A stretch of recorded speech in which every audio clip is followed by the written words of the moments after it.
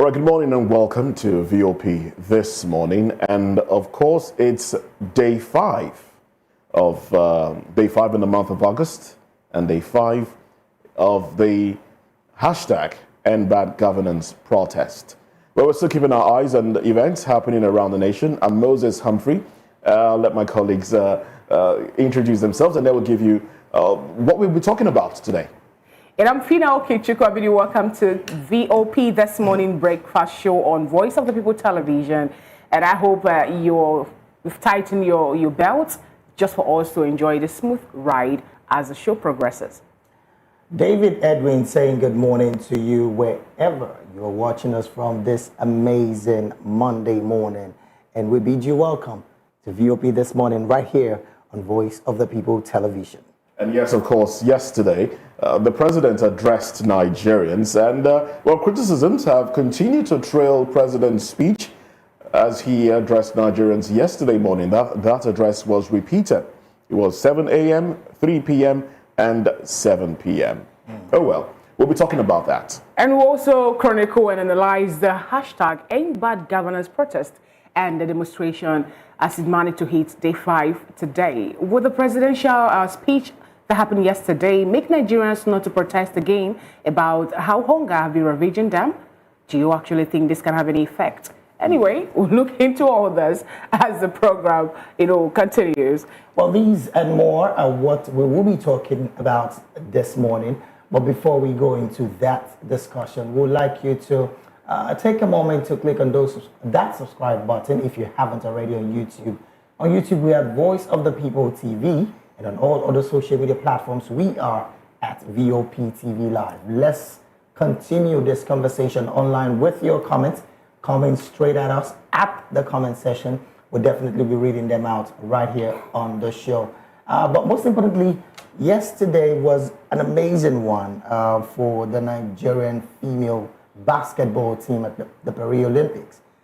It gladdens me because they, for the first time, made history by getting to the quarterfinals of the Olympic game. And I want to say congratulations to the Wakama-led girls, because that's the name of the coach. She's an amazing personality. The character she assumes, the togetherness she brings to that team as the coach is second to none. And we must say kudos to the Tigress. That's what they're popularly called. At least we have a Nigerian team making us proud. Unfortunately, the girls, the females, exactly. The Falcons did not. They didn't even win one. They didn't go as far as we expected. True. The Eagles didn't even go at all. They didn't even step on the soil of Paris. But we have the Tigers. That's what they're called. Yeah, the Tigress. The Tigress. The Tigress. But we have the Tigress doing us proud. True. And they really, really are doing us so very proud. And we're hoping and rooting for them to get to the semifinals. Yeah. Well, win something. To get to the finals. Okay. Yes. It's one step at a time. We can actually expedite and get to the finals. All right. So we want to also know, how did your weekend go? Did you experience the protest in your vicinity or wherever you are? Let us know in the comment section. And we definitely will be taking all of that as the show commences. But we have to take this quick break. When we return, we'll be going straight to looking at what the front pages of the national dailies are saying this morning. And of course, we have with us in the studio already Mr. Aki Fatuke. You definitely will be meeting him in no time. Let's take that tiny little break. When we return, the show will continue shortly. Stay with us.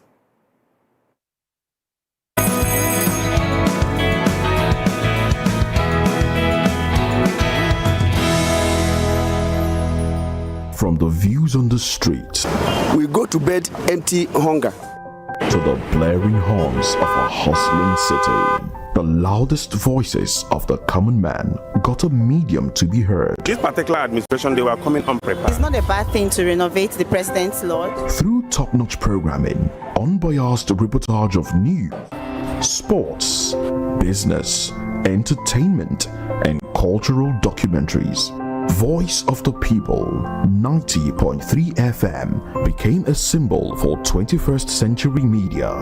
And now, A new baby is born. Voice of the People Television. VOP TV. Youthful. Full of vigor and penchant for excellence in the continent's media space. Exposing the wrongs.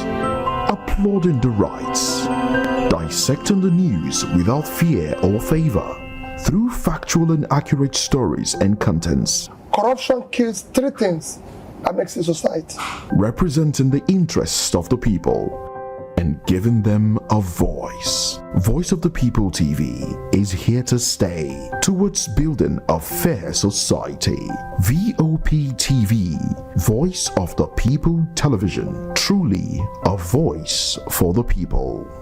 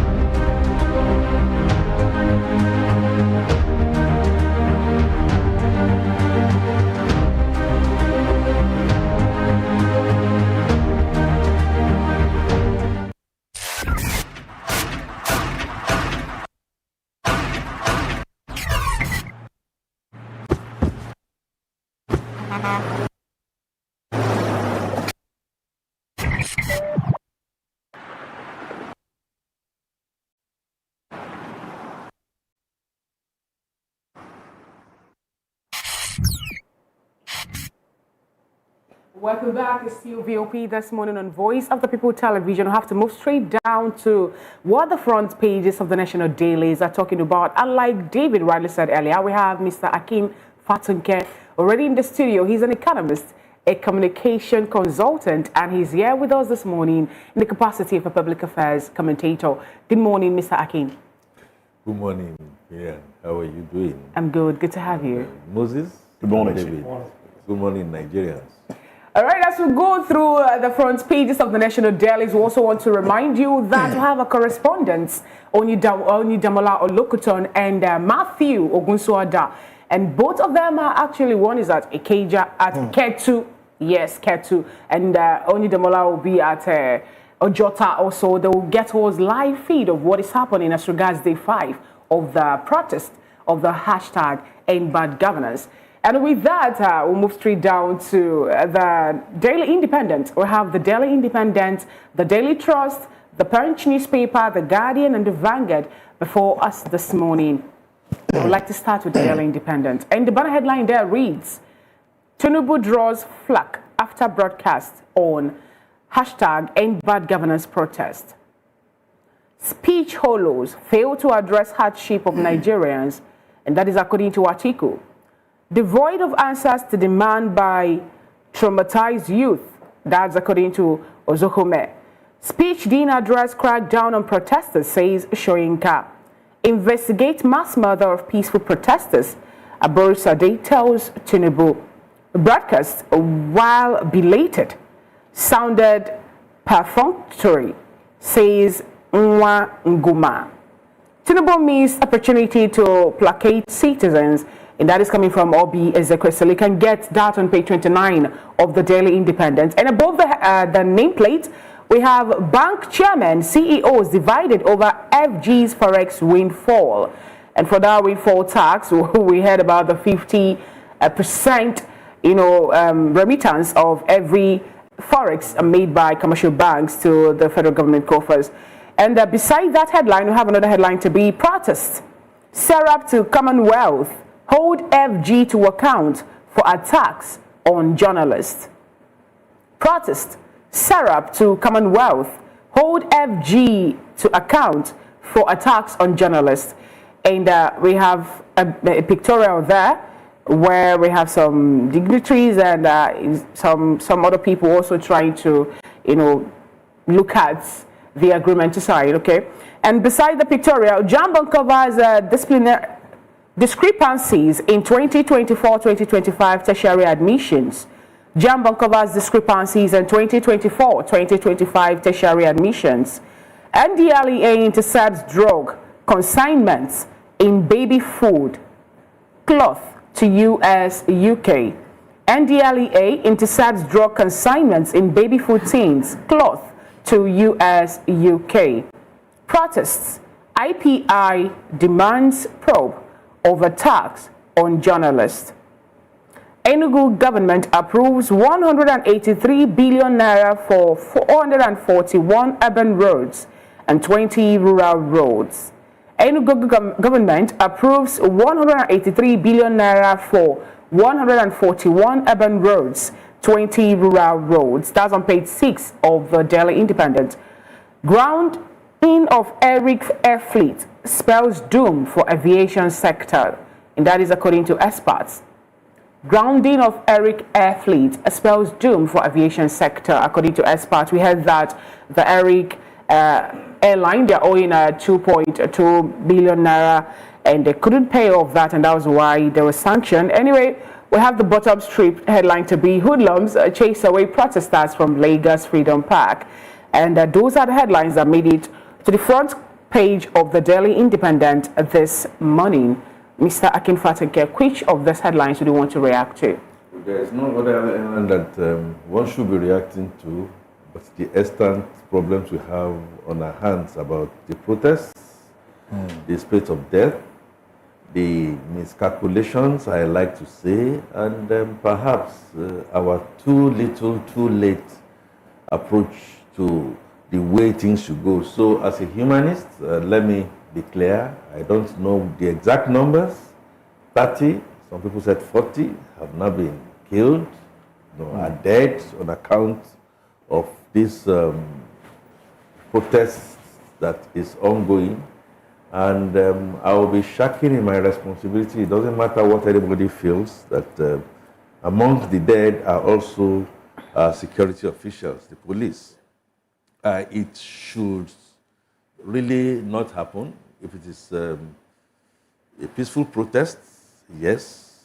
People are free to protest, yes. I've also said that Nigeria is not pumpkin ripe for protests, okay? If we do not handle it carefully. So government, 70% of care needs to be taken, and then the citizenry itself, which will include the politicians, which will include community leaders, which will include traditional rulers, will have the 30%. It's a shame.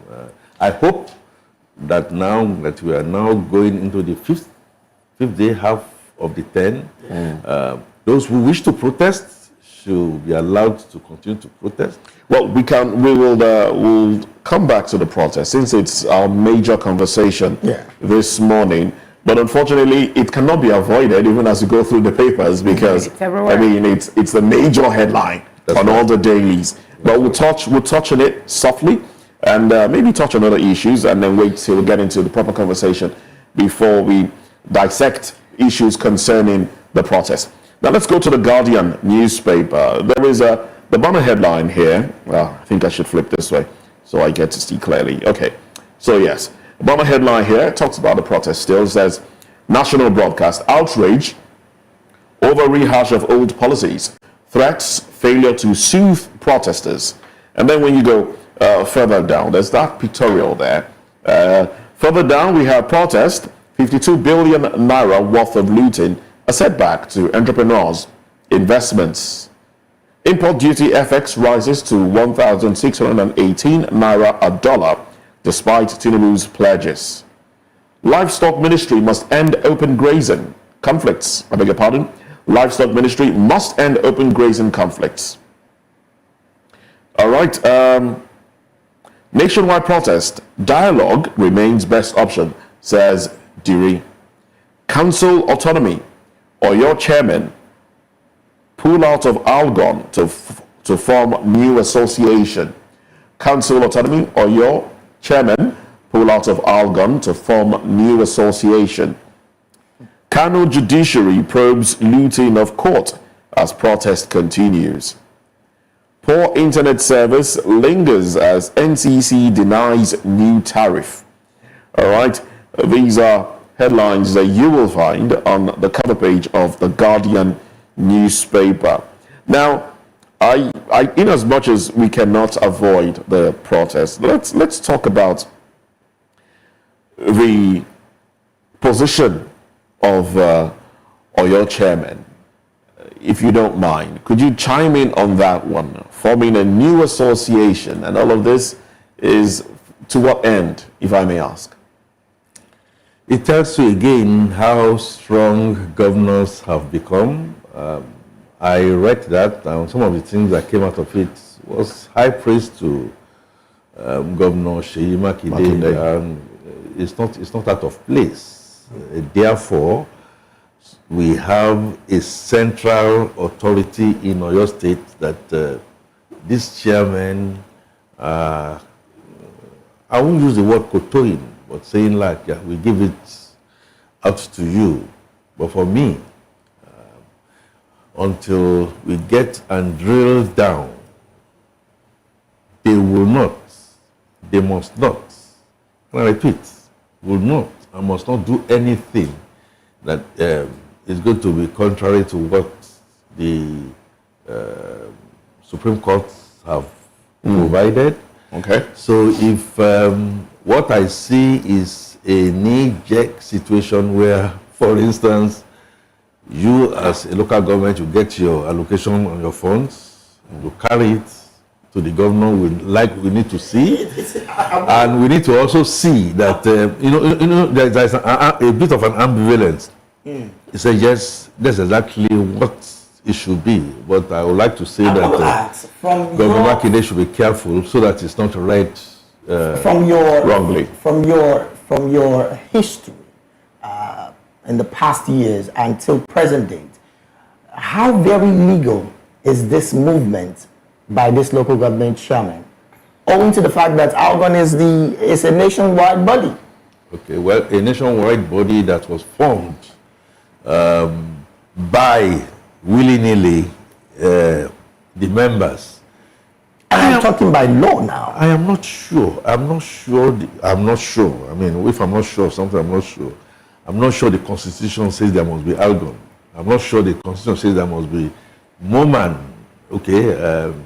But the Constitution is clear on three-tier of government. Okay, now, so three-tier of government still remains. They are not saying they will not continue to have local government. They are also, I guess what they may be saying, my own interpretation of it, is that if there has not been an elected council and they are caretakers, on one hand, yes, we bow to the law, we resign, okay, we may make ourselves, eligible for another election, and when I make myself eligible for election, we still kowtow to the grandmaster who will make and unmake in the process.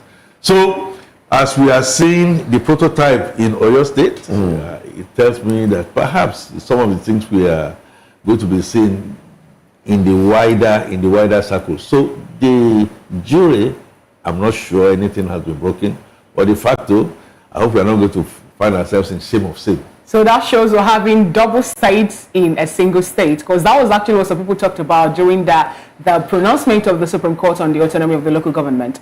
Oh, well, that is their interpretation. I do not think Governor Seyi Makinde, as a beacon, should be a beacon of democracy, who want to allow anything to pit him, okay, against the norm.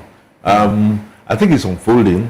I think we should be a bit patient, okay, so that we'll see how. But one thing is clear: no caretaker committee chairmen are allowed, and if that is not done and elections are conducted, they may be starved of funds. All right, then. Well, we'll keep our eyes on that one, of course. Exactly. And the Supreme Court ruled in that regard, so that stands. Oh, well, I would have loved us to touch a little bit about the poor internet service that Nigerians have been witnessing for some time now. And because of lack of trust in the government, Nigerians have attributed that to government interference. How do you react to that? But we do know that there's a tariff hike. But by the way, before you respond, let's let our viewers know that our correspondents are out there at the protest grounds at Ojota and Peace Park as well. That's the Freedom Park, Gani Fafawihimi Freedom Park, and Peace Park as well. And we'll be joining them very shortly as they'll keep us abreast of events happening around there. And also, in the course of the program, a participant, a member of the a member of the Take It Back, a member of the Take It Back movement will join us on the show. I think he was here last week. Yeah, he will join us again. Ayoyinka Oni. He'll join us again in the course of the program. Now let's go to that one. What's your take? Some Nigerians have said, "Oh yes, it's government. Government is doing this," but you know, it's becoming hard to convince Nigerians that it may not be government. It may be the telcos. It may be the surge. You know, the fact that a lot of people are trying to get into the network all at once, and it may be a desire to increase the tariff. But Nigerians are of different opinions. A lot of maybes. Bottom line, like you rightly said, is the trust deficit. Right. Let us come to one brass tacks. The capacity and ability of the common man, whether you are elite or you are the holoi to begin to trust government, is gone deeper down than ever before. It's always been on the downward trend. No doubt about that. But to see, the only way to cure that is truth, even if it's bitter. Initially, on this NCC thing, one of the things I heard was that it was a time to do an audit of people who have not linked up, only to find out that people had linked and they were disconnected. Disconnected for one reason or the other because no fault of the people. So who should bear the brunt? I continue to say that government and the regulatory agencies must have a wide chest. You must own up, and you must get away from, the penchant for you to just make somebody.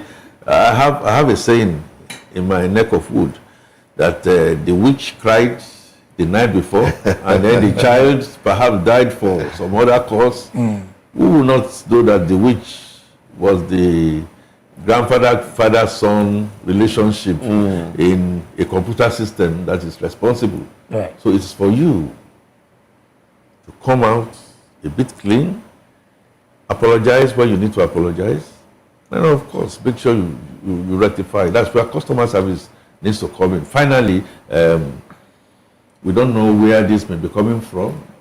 Part of the fallout of the protests will be when hoodlums take decisions to begin to vandalize. And I know that some of the things that were vandalized in Abuja just begets imagination. Once we continue to destroy, I don't know how many of these masts that the telcos have that would have been destroyed.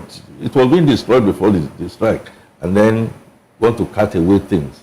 We need to be very, very careful, and we need to, like Mr. Diri of Bayelsa State said, dialogue will be the only way out of the mess that we find ourselves. All right, then.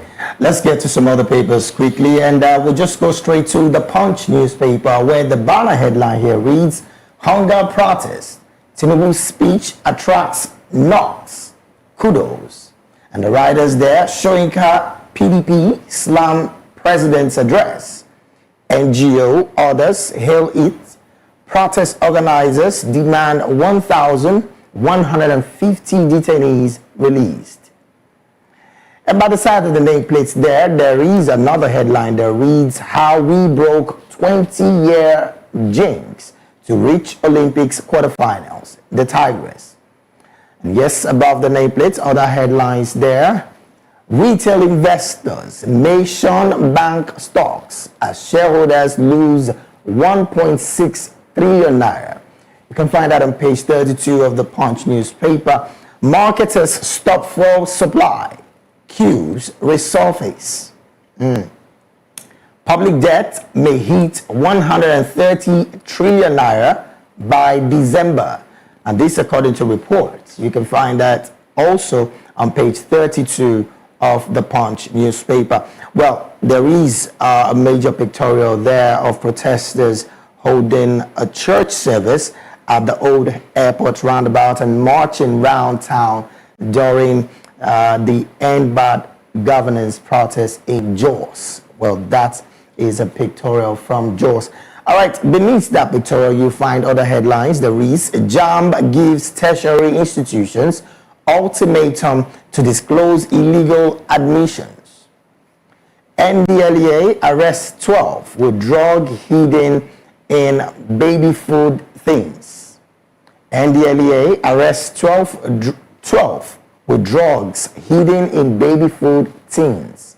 You can find that in pages 4 and 5 of the Punch newspaper. And then the final headline here, hardship.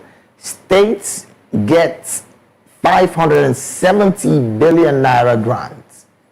Interesting. That can be found on page 31 as well on front page, inside the Punch newspaper. Mr. Aki, at this point, which of these would you want to react to? I go positive. I say congratulations to the Tigress and making us proud. And I am a man by all standards. I think I give kudos to the resilience of womanhood.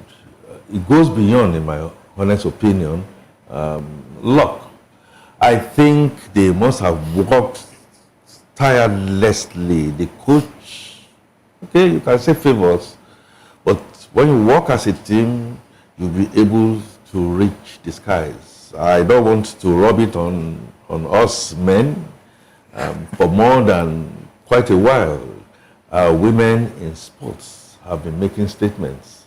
And then, so why on earth should we want to even make an attempt to deprive them, to become the authentic leaders that we should have in our politics? Oh, well. And it goes to tell you that what a man can do, a woman can do better. So to all our female folks out there, to all our mothers, to all our daughters, this is the kind of to all our wives, really like. I'm already doing my show. Don't want to give us a I will also hope Finland will also jubilate when I say this to all the mistresses who are out there to undo the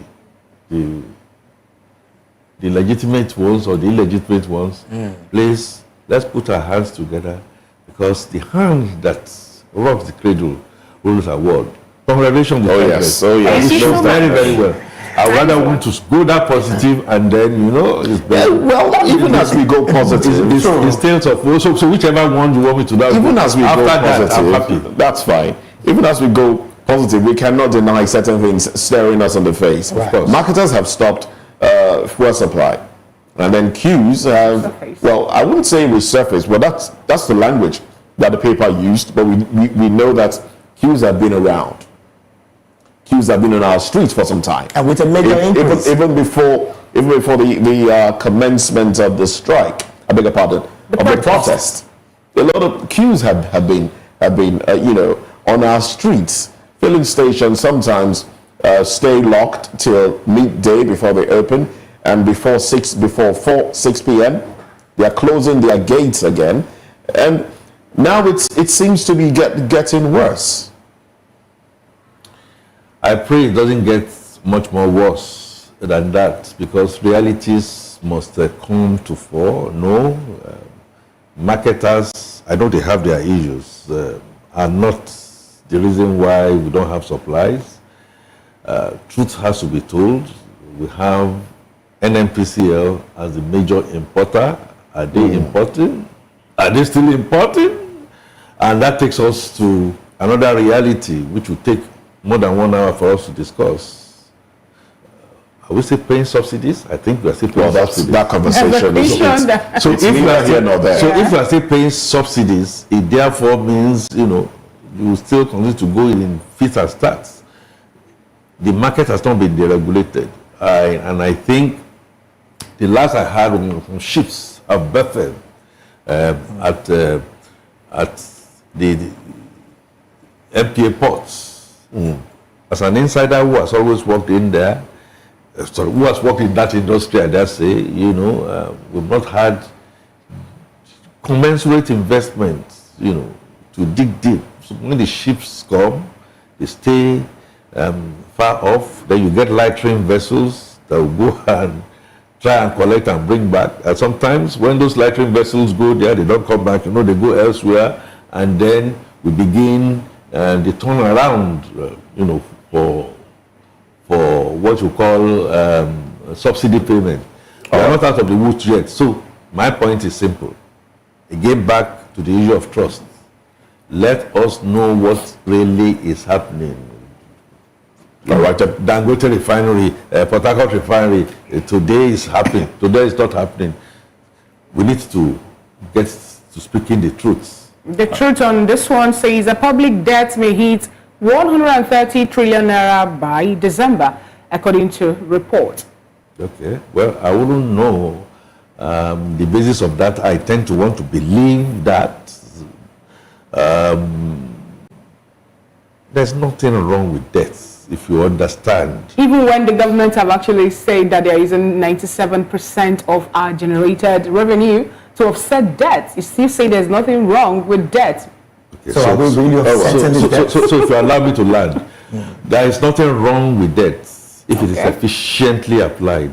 Nigeria over time, and if you are looking at it from a narrow prism, you may not be getting there. Nigeria over a period of time has been very inefficient in the management of debt.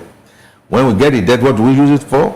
We whack a lot of it, sometimes on projects that are not, that you cannot even point your finger at. But yes, the government, if they said that the thing has come down from 98 to 68, which means what we are using to service, you are talking about debts, and so that's where I'm coming into the issue of efficiency. All right, then. If you are not being able to now reduce that, you are on the right trajectory. Okay. Yeah. Well, unfortunately, we can't go beyond this for the newspaper review. We'll take a break now. When we come back, we'll be going to the protest grounds, bringing you events and happenings happening today, and of course, analyzing the effect of the protest and the president's speech. Of course, that's major on our table this morning. Looking at the president's speech made yesterday. We'll be back in a short while. Stay with us.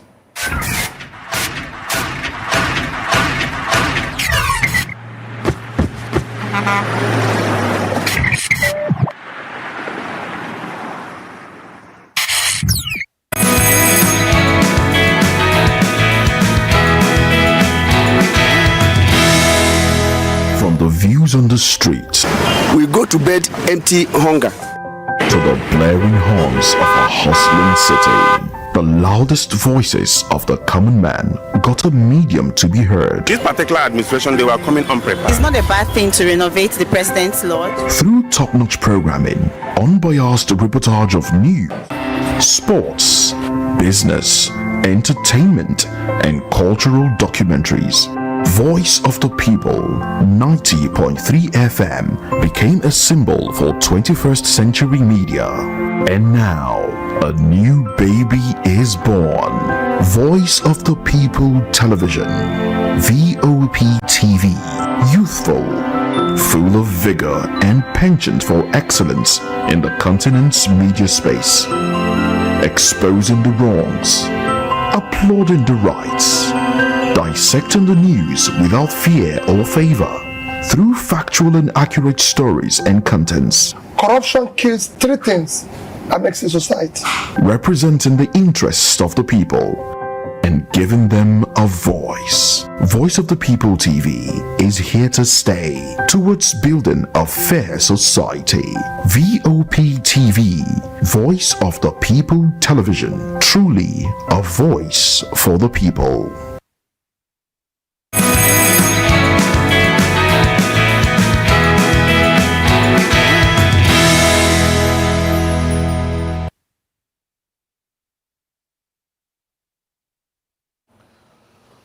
Well, in major cities across Nigeria, citizens continue to protest economic hardship despite last-minute government efforts to prevent the demonstration. Inflation has surged to 34%, largely due to the removal of subsidies and the floating of the naira, making basic necessities unaffordable for millions of Nigerians. The hashtag #EndBadGovernance protest, driven by social media, has sparked widespread discussion among young Nigerians. Authorities nationwide attempted to halt the protest, warning they could be hijacked by criminals. While acknowledging the country's challenges, they urged organizers to delay the demonstrations and allow the government more time to address the issues. Well, however, the Take It Back movement refused to back down, with protesters demanding the restoration of petrol subsidies, solution to food shortages, reduce unemployment, and immediate reforms of the Electoral Commission, INEC, and of course, Anti-Corruption Agency, EFCC. Now, after days of protest, President Tinubu addressed the demonstrators yesterday, being the 4th of August. But his speech received widespread criticism. Prominent figures, including Nobel laureate Professor Wole Soyinka, Atiku Abubakar, Femi Falana, Obi Ezekwesili, and Dele Momodu, and a host of others, condemned the president's address for failing to address the brutal crackdown on the hashtag #EndBadGovernance protesters by security agencies. In fact, Wole Soyinka did say that that will create that the president broadcast, or the fact that the president did not address those that might have been killed by security agents would further add to impunity of security agents. Oh well, still looking at the protest, we have with us in the studio Mr. Akin Fatunke, and he's a communication consultant, a public affairs analyst. We have joining us virtually Chukwuma Okoro, a journalist, and we'll be joined shortly by Ayoyinka Oni, who is a member of the Take It Back movement. Well, let's go to Chukwuma Okoro, who I think is joining us from Enugu. Well, I do believe that's Enugu. Well, Chukwuma, good morning to you. Well, good to have you this morning. We've been following, I hope you did follow over the weekend, events that happened across Nigeria at protest grounds. But we're looking at the president's speech now. Did that speech in any way bring some sort of relief to you as an individual? Do you think that the president addressed salient points? Well, the president did talk about certain things that he has done and that his administration is doing to alleviate the sufferings of Nigerians. But did that in any way ignite any hope in you? Moses, straight out, it did not. It did not. Okay. My hope and the hope of many Nigerians got dashed after the speech or address by the president. But let me start on a good note. For one thing, it's important to acknowledge the fact that the president has done the needful by coming out to address Nigerians. This is something he should have done ahead of the protest. And the debts that he said he has heavy hearts, he said he comes with us, to us with heavy hearts. Those debts were clearly avoidable because the president could have done the needful by addressing Nigerians ahead of the protest. We had given him notice, 2 weeks upfront notice, that look, this is what we want to do. We are hungry. There's hunger in the land. There's anger in the land. There's restiveness. There's discontent. So the president could have done well to address us ahead of time, but he didn't do that. And I'm happy he takes responsibility for those debts, because in paragraph 5 of the address, he said he has a constitutional rule. He took a constitutional oath to defend the lives of Nigerians. He didn't do that. It's an impeachable offense, going by what he said. He took responsibility to protect the lives of Nigerians, but he clearly didn't do that.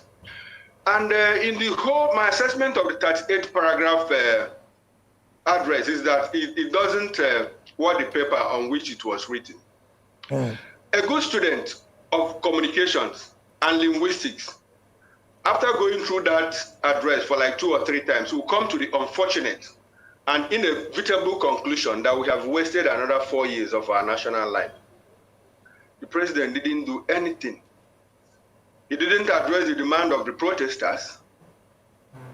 What Nick Agulier calls the big ticket issues, he didn't touch them. The only thing he did was to say that there's no going back on fuel subsidy. The president wasn't bold enough to tell us that he is still paying subsidy on petrol. The president didn't do anything about electricity, either by reducing the hike or by telling us that he's going to improve power across the nation. The president didn't say anything about health. The president didn't say anything about the cost of governance.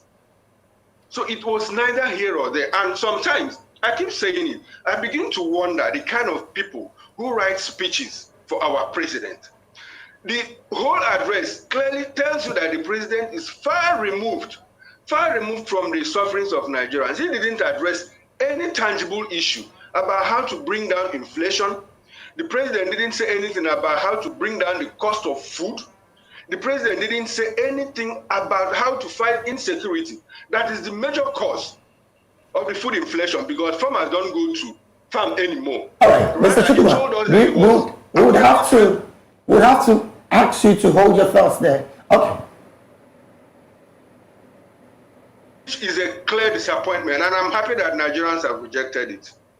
All right. It's interesting you did mention that Nigerians have rejected this, which of course quite a number of persons have come out to really voice their opinion about the speech of the president. I'm going to come back to the studio. Mr. Akin, at this point, all of this is at the backdrop of several deaths that have occurred in the past 5 days. And the president, as it stands, still did not clearly, in his statement, make any close mention of reversing or even attending to the demands of the protesters. What would you make of all of this as the protest unfolds day after day? I make bold to say that it's most unfortunate. It's something that should not have happened. Even the death of one person is not acceptable. I disagree entirely that the president's speech has been wholly rejected by Nigerians. There will always be different points of view. To the extent, in my honest opinion as a communicator, that Mr. President acknowledged the deaths in specific states and his pain about those specific deaths may not be enough for people to say, well, yes, a speech is supposed to be a speech synopsis. What I, however, agree with opinion molders that I have a lot of respect for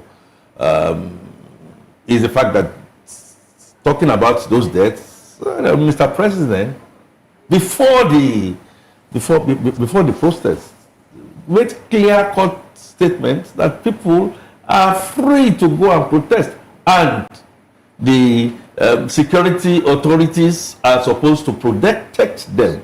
So if something has now gone wrong, what needs to be done is for Mr. President to call for a probe and make a statement, okay, as part of that statement, that, is going to be investigated. Whether you are a peaceful protester, whether you are a hoodlum that has come in, I think he balanced it out to say that government has a responsibility, okay, to continue to protect those who want to protest, even though he asked them to call it off. All right, Mr. Akin, we have to ask you to hold your thoughts here. We have our correspondent. The hoodlums, okay. We have our correspondent, Onidamola, right there at the venue of the protest. Onidamola, very good morning to you. What's happening?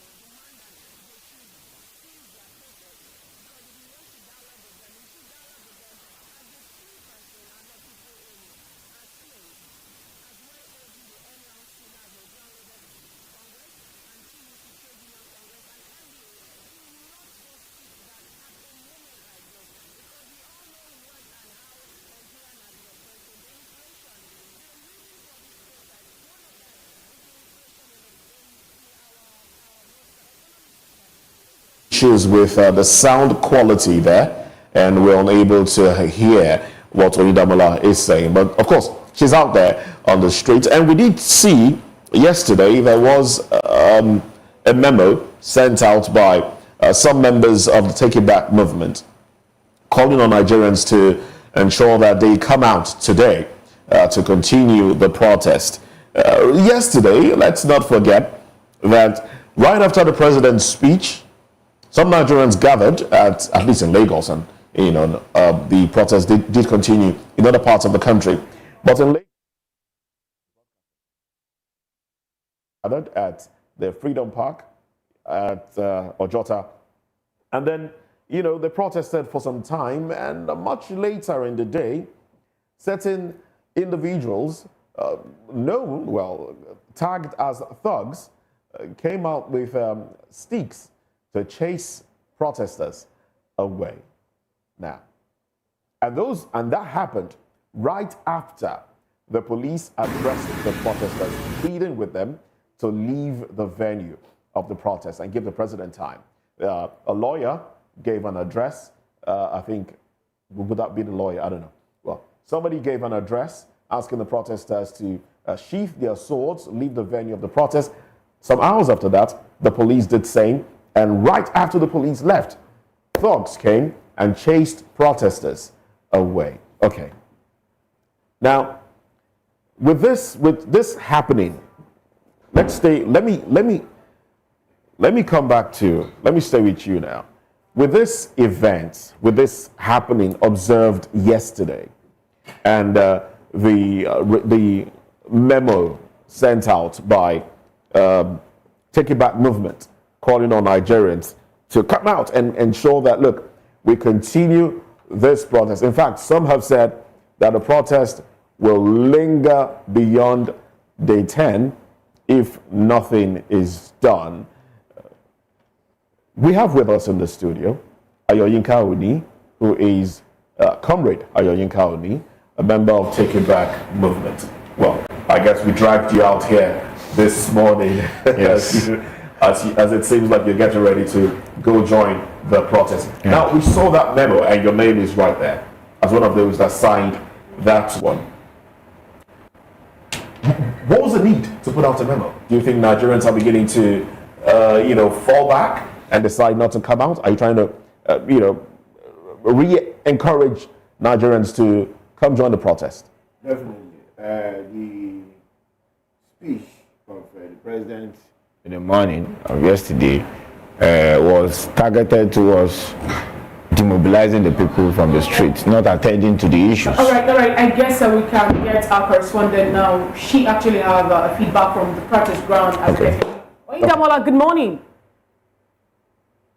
Other groups that have been here since on Thursday, that's 1st of August, till yesterday, they've agreed.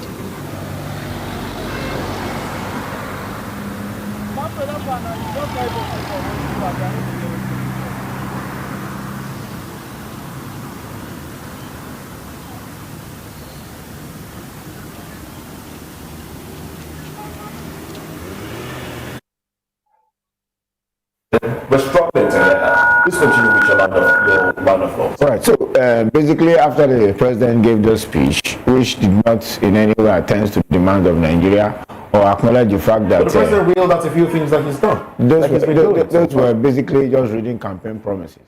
All the demands of the people, everything that people spoke about, none of them was attended to by the president. He couldn't even acknowledge the fact that Nigerians have been repressed, killed, brutalized. No, the president did say in paragraph 3 of it that I regret, I'm especially pained by the loss of lives in Borno, Jigawa, Kano, Kaduna, and other states, the destruction of public facilities in some states, and the wanton looting of supermarkets. He went on in paragraph 4 to say, I commiserate with the families and relations of those who have died in the protest. Full stop. So the people that kill people, there's not going to be justice for them. Nobody's going to take responsibility.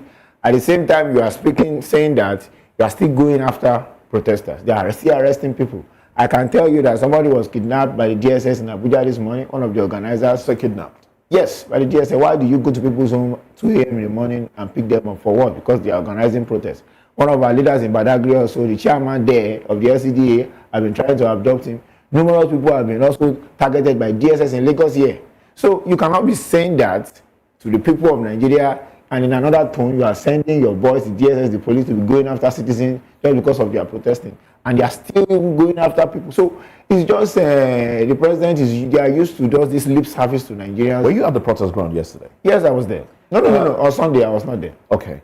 But Saturday. Did you get the news that certain thugs invaded the place? Yeah, and so chased protesters out. Yeah, so the Saturday, the Congress that we had on Saturday stated that the people should go to their churches, their local government, and do publicity for Monday.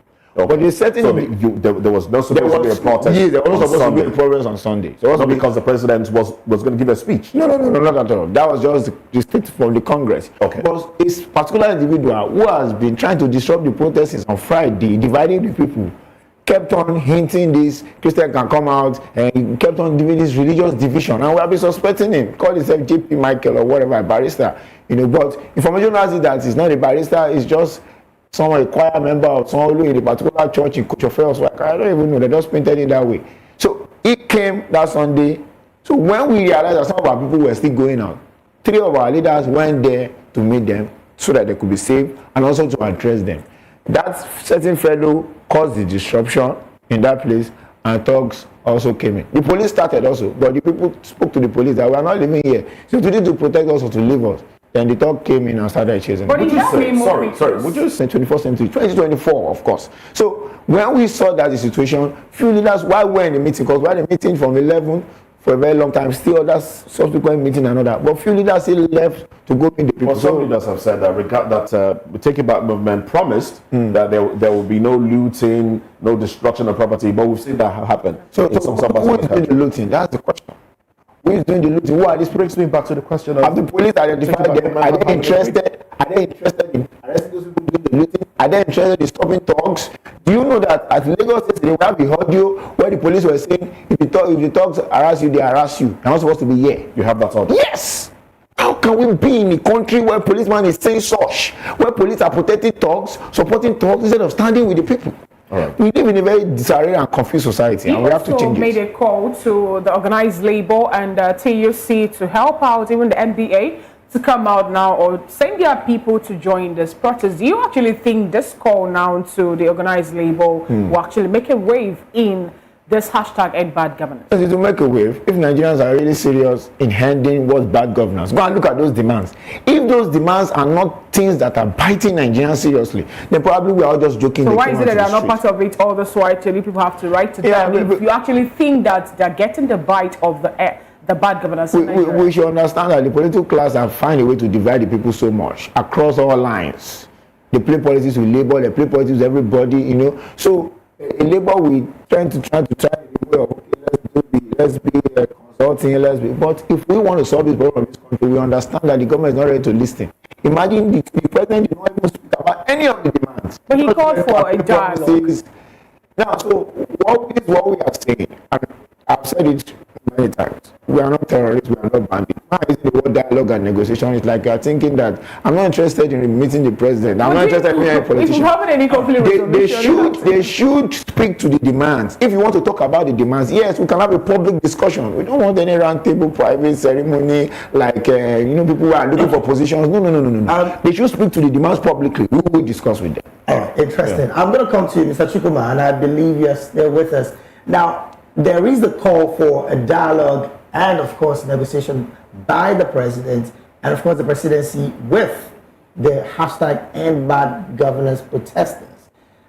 Some persons will say that before the protest commenced, it took a month of notification by the protesters to get to this point. What do you say of these quests from the presidency asking that the protesters come dialogue, as against the backdrop of the fact that they have given a month's notice before now? You see, David, I don't like painting words. I don't like painting situation, and I have to be very, very careful in choosing my words. You know, I always speak about the arrogance of this president. The president is too arrogant. And I'm a bit surprised that some people are even making excuses for him. Upon all the money we have, upon all the money we put into defense and security and intelligence, the intelligence community didn't tell the president that this particular protest in the midst of all this hunger and anger was going to degenerate to the kind of looting and arson that we saw in Kano and other parts of the country. The intelligence community didn't tell the president that. In some countries, in advanced countries, in UK, like 4 or 5 years ago, when they did the Black Lives Matter, there was looting in supermarkets, where people feed, where people are healthy, where people... And you expect that a protest in Nigeria, in the midst of hunger, anger, deprivation, that people won't get into stores and all of that. I'm a bit disappointed. And people are making excuses for the president. He takes sole responsibility for those people that died, whether he likes it or not. Their bloods are in his hands. It's as simple as that. And I'm happy too that he did accept the fact that he has a constitutional rule to defend Nigerians. And in the same breath, this president is giving out threats that he cannot sit idly by and watch. Meanwhile, he has been sitting idly by and watching terrorists and bandits kill Nigerians without bringing them to justice. What kind of dialogue? We had 1 month notice. You didn't dialogue with anybody. You were calling mayors, you were calling traditional rulers, OBs and others across the country. You were calling church leaders, you were calling NAMs, renegade groups, and giving them all sorts of incentives. You didn't call the protesters. Your people said they knew the protesters, the organizers. You didn't call them. 4 days down the line, when there's already destruction in the land, you are now calling for dialogue. What kind of dialogue is that? We have a National Assembly that has been dialoguing for us and in their own interest. So what kind of dialogue? You see, the president takes Nigerians for granted. And I'm happy too that Nigerians are beginning to understand. I did say ahead of time that this protest will be meaningless. Why? Because it will not take place in Lagos. Well, I was actually trying to ask you a question, but apparently I think my microphone was not on at the time. I was asking if, well, government did say that the protesters have been faceless all along. Do you think that could have been a reason why they could not call them to have a conversation with them at time? No, they didn't say. They said they knew the people behind the protest. They said they knew the people behind the protest. So why didn't they call them for dialogue? Now the president, they have turned around. They are sponsoring talks here and there to disrupt events. Because the moment this protest takes off, the moment it gets a spike in Lagos, it will spread to other parts of the country. The president understands very well. That's why he's treating the whole thing with Talking about spreading, let me come to Mr. Fatunke on this one. Talking about spreading, we've seen protests in certain parts of the country. Now, this, some would say, is the first time that Nigerians are experiencing massive protests in northern states. The president and the presidency did allude to the fact that this protest was going to be hijacked by political influencers, and they also alluded to the fact that this is some sort of coup. Now, we saw on Saturday Russian flag being flown at protest ground in Kano. Does this buttress that intelligence of some sort of coup being perpetrated by, organizers of this protest, or those that intend to hijack it? Can I repeat for the umpteenth time? And I say this with all sense of responsibility, that dialogue, even when you have world wars, when you have deaths, still is the main thing that, okay, I understand if you say you don't trust. Okay, well, so those are some of the costs that all of us, this is not about Bola Tinubu, it goes beyond Bola Tinubu. And I tell you a tale of two cities. Charles Dickens. There is the Kano that we are talking about, and there is the Port Harcourt. Two governors handle this thing and their opposition. They handle this thing with some kind of depth. One saw what is still happening in Kano up till tomorrow. See what is happening in Port Harcourt. My point is, honestly speaking, like my young brother has said here, if it can be proven, you have the clips, if it can be proven that people are going to different, houses to pick, you have to make that available. You cannot take that law into your hand. Otherwise, you will be misunderstood. Now, during the answers, I remember I played a role. Unfortunately, the whole thing went into a bit of time. Look, I said, and I made that comment. I said, he who fights and runs away, he lives to fight another day. I am in all force with him and with Chukuma, that yes, all this on, how many of the people that we are trying to protest against have been killed? How many of the people have been deprived? And then finally, I want to also be very careful that public discourse should not just be agonize rather than organize. Agonize rather than organize. There is also a place where call them mumu, call them stupid, call them whatever name.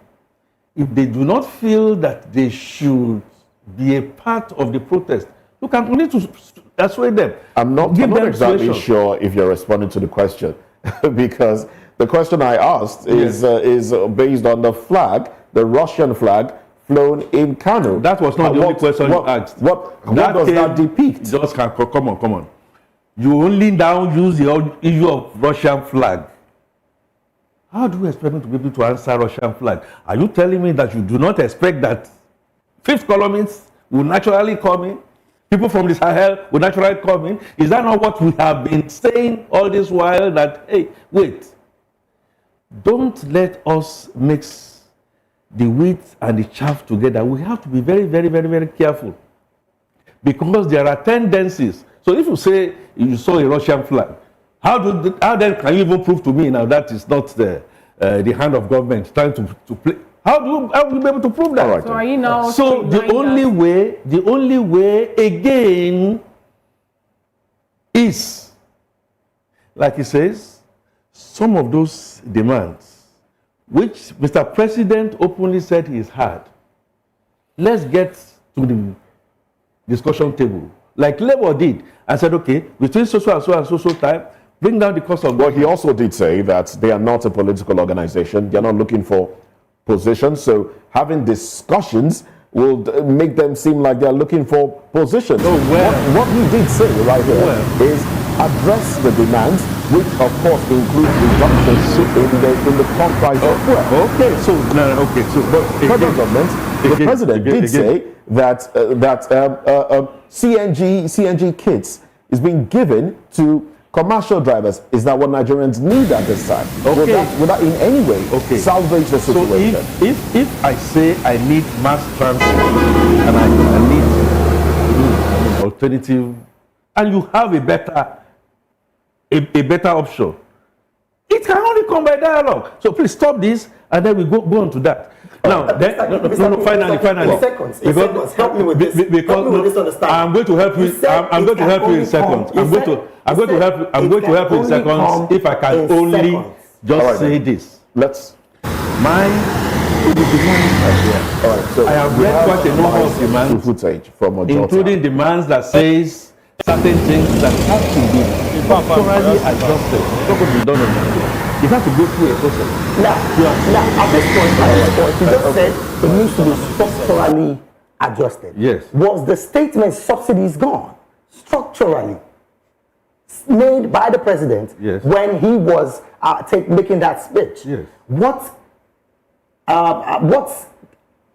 does it pretend? Let me even put it straight. What does it pretend, or what implication would it have if the president comes back to say that subsidy is still being paid for? We are just mixing. Okay? These are policies that the presidency has made us. Excuse me. That is not true. So tell us what is true, Mr. Aki. But you are a media person. The subsidy issue with the PIA, before Buhari left, there was no appropriation. So what are you saying? Now, if you not say that the president now then came excuse me. There was an appropriation till June. Okay, but so you stopped it in May. Wait. So are we going to talk to that also? Wait. I agree on that score that a few days of waiting. Yes. Okay, so you should have waited a few days end of June. 1 full month. Oh, excuse me. With appropriation in billions of naira. You see, knowledge is power. Okay. So we should have waited till end of June. So by end of June, if you now then came end of June and said, okay, there is no more appropriation for subsidy, suddenly the price of fuel will come down. You see, let's come to reality. I agree that maybe in retrospect, it should have been done in some phases. But what the young people are saying, and which I also agree with, is that you can't tell me subsidy is gone and all that kind of thing, and then you are still living large. That's the crux of the matter. You cannot be doing what you are doing and then expect people to just keep quiet. If it's going to be suffering for everybody, then let everybody see suffering. Suddenly, we saw you after about 2-3 months, 46 ministers and stuff like that. It's not an indication in my mind. And this is angering not just the youth, it's angering everybody. And those are some of the things we need to do. So, Mr. President, can we get a scorecard of your ministers? Can we begin to cut down on cost of governance? Can we do it between 2, 3, 4, 5, 6 months? Only dialogue will be able to do that, in my own opinion. Mr. Chukuma Okoro, we'll have to bring you into the conversation. Just like Mr. Fatun Kesari said, only dialogue will actually bring end to this solution. Now, we have to look at what is really happening. The sitting president of Nigeria was once the man that actually protested against fuel subsidy removal by Goodluck Jonathan. And just on the day of his inauguration, he said, fuel subsidy is gone. Wouldn't he have actually waited to get into power, get into the office proper, also analyze whatever thing is it that is happening before making that statement? That is one. Number two, we're actually talking about dialogue. Did the president dialogue with Nigerians, or don't you think that there's a need for Nigerians to also be bringing to the show before, going for 20 million naira allocation for refurbishment of the vice presidential villa, 150 million naira allocation for buying of cars for senators and members of representative, that 90 million even the other money for the yacht and all that, when he knew that 97% of our generated revenue is going in for debt servicing and management. You see, Fina, these things are very simple. It's not rocket science, They are not cast in concrete. But I'm happy that finally Mr. Aki has made a detour and we seem to be on the same page, Like my opening speech, I did say that the big ticket issues that the president didn't even talk about them, especially the cost of governance, cutting down on the cost of governance. He didn't say anything about that. Yeah. And if we recall, the president had a meeting with members-elect of the National Assembly. Before his inauguration, he had a meeting with them. And the issue of oil subsidy removal, he didn't broach it before them. Now, on the issue of whether there was provision for subsidy beyond May or beyond June, the provision for subsidy ended in June. Now, we also recall that after the meeting, immediately after the National Assembly was inaugurated, the first thing they did was to approve an appropriation bill. Sorry, what do we call it again? Yes, that's correct. What do we call it again? Yes, appropriation. Appropriation, the one that follows, the one that you can do in between. On top of my head, I've forgotten the appropriate word to use. But I do know that the National Assembly approved another amount of money. Why couldn't they factor in subsidy for like... Supplementary, you mean? Supplementary budget. Yeah. Supplementary budget. Supplementary appropriation bill. One was passed in June. So why couldn't the presidency factor in like 3 or 4 months appropriation for oil subsidy? And in between this period, do things about like the CNG, the kits we are talking about that have been distributed, which I haven't seen any. I don't know anybody that has seen any. The first thing they did when they approved the supplementary appropriation was to take 70 billion naira for their welfare to retrofit their wardrobes and offices. They didn't do anything for the masses. The next thing, they gave judges 30 billion naira unnamed for no reason. They said just take that 30 billion naira for the NJC. And a whole lot of that, they kept living in profligacy, like Mr. Akin has acknowledged. You cannot be asking people to make sacrifices and you are living large and you fly it in their faces and you expect them to keep quiet. The days of autocrats are gone. Nigerians won't take that. Fina, if you talk about dialogue, I keep asking, at this point, who is dialoguing with whom? Has the president sent out an invitation to organizers of the protest? Or has he called for a national conference? Has he called for a public hearing on what? What are we dialoguing about? These are the issues. So you don't just come and give us sound bites. You pepper things in our face and expect us to take it.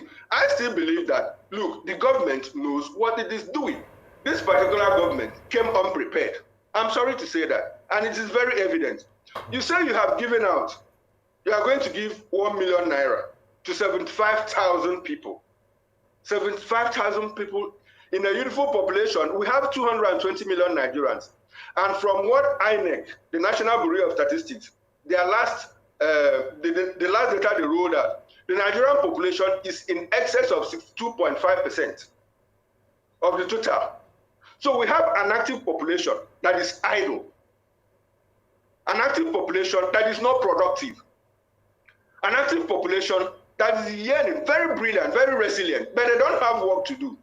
And the government is not making the environment conducive. So who exactly are you dialoguing with? We have a National Assembly that has become self-serving. Look at what the Senate President said the other day. Do we go there? We don't need to go there. Look at what Bayo Onanuga said. And I'm happy too that the President said that he called out those that have called out some ethnic groups. He made statements about ethnic bigotry. It is happening. It's not allowed. I'm happy that he has reined them in, even without mentioning their names. So going forward, the president has not met our demands. There is still hunger in the land. He didn't address the issue. All right. I'm going to come to you now, Mr. Ayoyinka. At this time, just like you did mention, until these demands are met, apparently it looks like this protest will continue. Now, tell Nigerians, what are the potential consequences of the government's failure to address these demands? Thank you very much. The problems of Nigeria will continue to be on our faces, regardless of whether we protest or not. People will cry, people will be in pain, we'll be listening to news every day, hearing issues of insecurity, hunger, and starvation, and we'll continue to lament about our society. So I just see it as going in circles and not solving any problem, you know, and that is why people have come out to speak out. Just like he has said, these governments were not prepared to transform society. They were prepared to win an election at all costs, but they were not prepared to transform society. It just picked people with portfolios to be ministers, but they had no experience. They didn't care about the masses, and that's why we're in this condition. And we don't want it to continue. So you continue your thoughts. We just want to put this out there.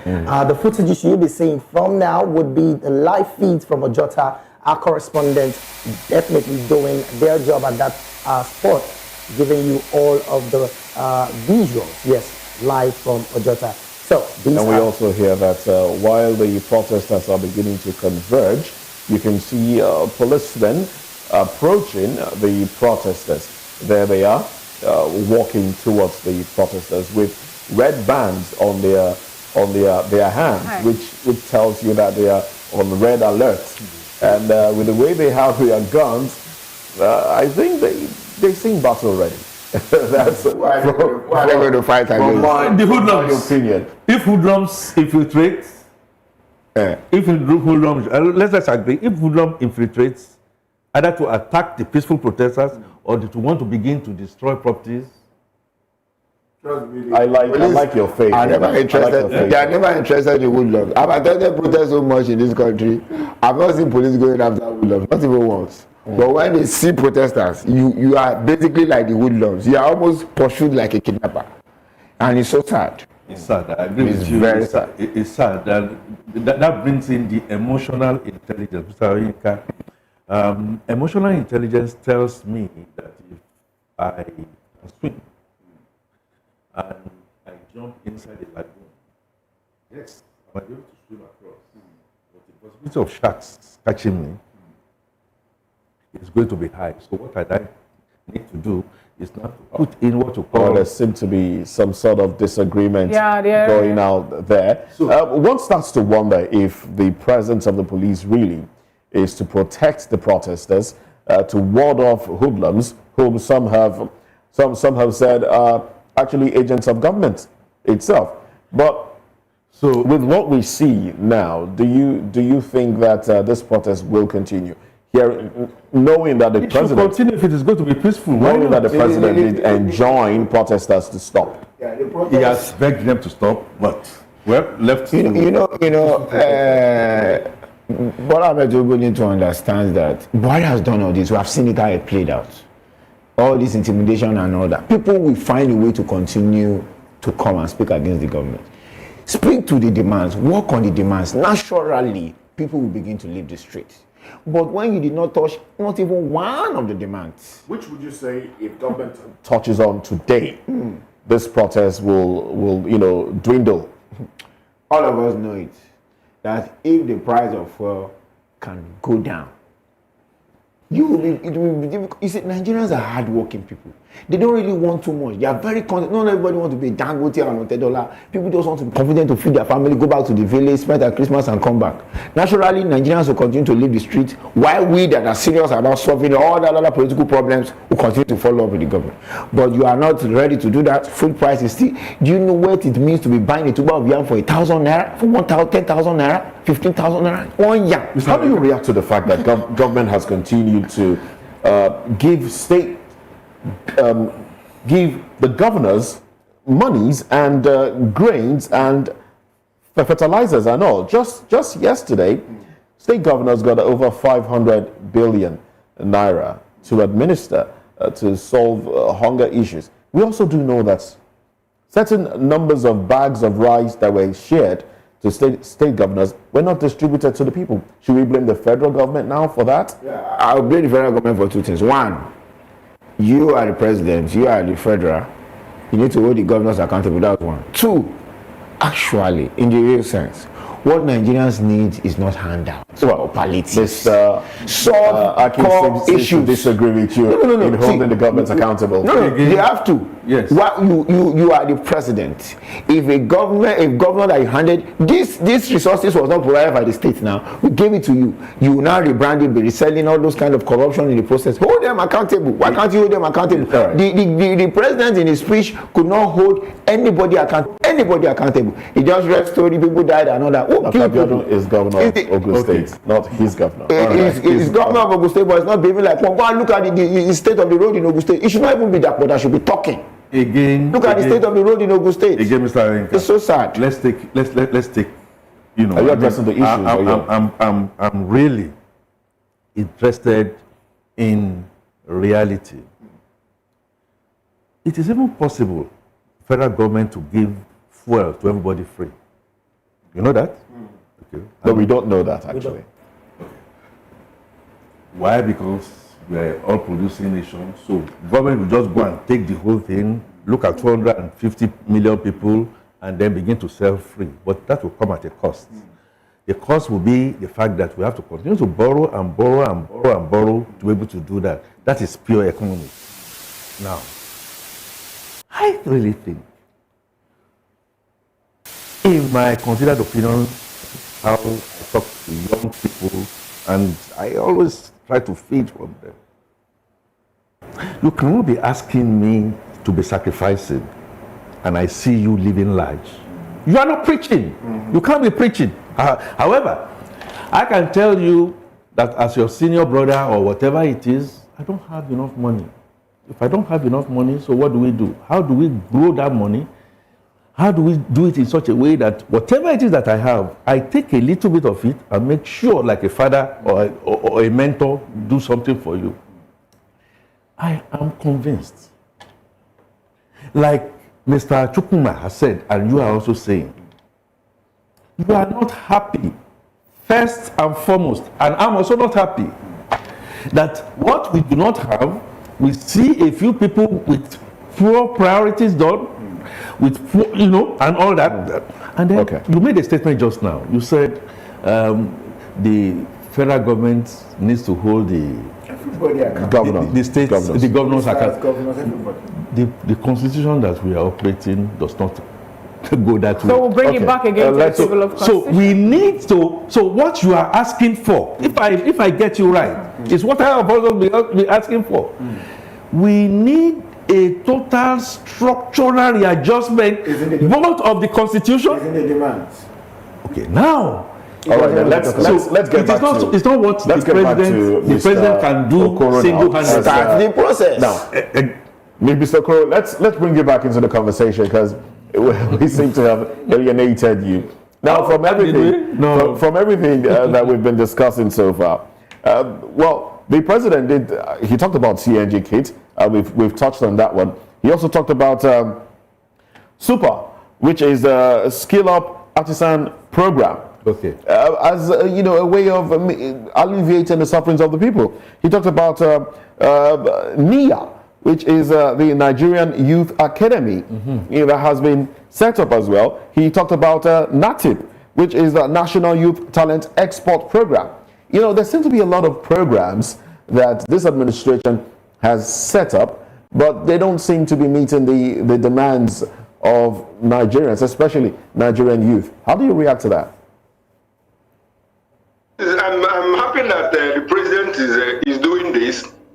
Unfortunately, he has a spokesperson. We have the Minister of Information. He didn't reel out these things. We have a presidential spokesman, Bayo Ononuga, that has been busy insulting people instead of telling us what his principal has done. So I'm a bit taken back that look, this is what the president has done, and we don't even know about it. And we don't even know about it. Despite the fact that they are tokenism, they are tokens, they don't actually make much difference. They don't actually make much difference. But it's good that he has started. It's a starting point. It's a starting point. Despite the fact that, but beyond that, we are looking at a general picture, a general overview of the whole situation. Let's take a general overview of the whole situation. Mr. President did not explain to us why he removed the fuel subsidy. No, he did. And why he cannot bring it back. Mr. Chumakoro, he said that fuel subsidy, if we continue paying it, it will make Nigeria to go bankrupt. And that was the reason he actually had to pull it out. Right. He also went further to say that selected few are the ones enjoying the fruit or the dividends of that fuel subsidy. So the removal is necessary. The president should have told us we were paying subsidy to the wrong people. Nigerians deserve subsidy, but we were paying it to the wrong people. These are the wrong people that we were paying the subsidy to. We have recovered so and so amount of money from these people. And moving forward, we will ensure that we don't keep importing petrol, that we don't keep importing fuel, because we have refineries that we can retrofit. We have refineries that can work. If the present refineries we have can't work, we sell them off to foreign investors. If we can't sell them off, we build new ones that can work so that we stop paying subsidy to the wrong people. That is it. The president has not told us why he removed fuel subsidy. As simple as that. If he is interested, if he's sincere in doing that, he should tell us that, look, I have sent 20 Nigerians to jail and I've recovered 35 trillion naira of stolen subsidy money. He didn't do that. So the excuses he's given are inexcusable. All right. That's it. Okay. Go ahead. Finish it off. It's like running a circus show. Running round and round and round. He's telling us that he cannot fight corruption.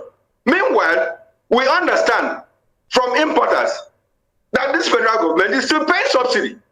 The landing cost, according to them, which they have not disputed, is 1,117 naira. And we are buying fuel for 800 naira. So who pays the difference? And importers are so magnanimous to dash Nigerians away that kind of money. So we are paying subsidy. All right. The president hasn't told us what he's doing with the subsidy money. It's as simple. And then we talk about holding the governors to account. Yes. I'm a bit surprised that you can give, the constitution allows you to give a governor 40,000 bags of rice. But the same constitution does not allow you to ask the governor, how did you distribute those 40,000 bags of rice? Is it possible? Is it a lacuna in the constitution that we cannot address? Nobody is asking him to impeach governors. We are asking what the young man in the studio said. If you give subsidy, if you give palliatives out, you should ask the governors, how did you spend the fuel subsidy? We did it to run the states for them. Just tell us how you distributed, because people are complaining that they don't have these bags of rice, they don't have these grains. All right.